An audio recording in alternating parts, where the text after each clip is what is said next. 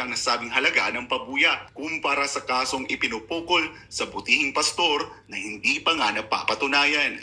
How would you differentiate the case of Pastor Kibuloy na ganun kalaki yung binibigay na halaga, na bounty, na meron pang mas maraming accused na nandyan, na mas mabigat pa ang cases, at hindi ganun kalaki yung bounty, ang iba pa nga walang bounty. There is a clear violation of Equal Protection Clause.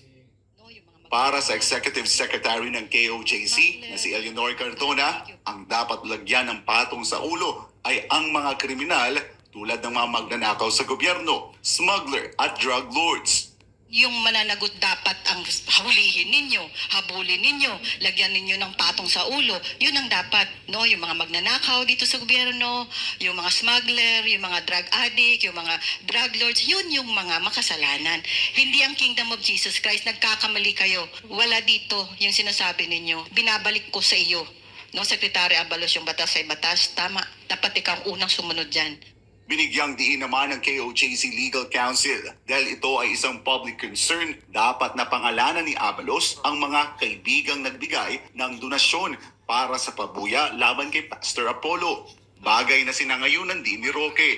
We are challenging and demanding Secretary Abalos to name these people behind the initiative. Kumbaga, reveal the donor because this is practically donation. So kung ganun, you have to reveal it because this is a matter of public concern and we have the right to know. Meron na tayong karapatan sa impormasyon na nakakaapekto sa ating pang-araw-araw na buhay. Ang DILG, napakasensitibong posisyon yan dahil nandyan, nasa ilalim ng DILG ang ating kapulisan.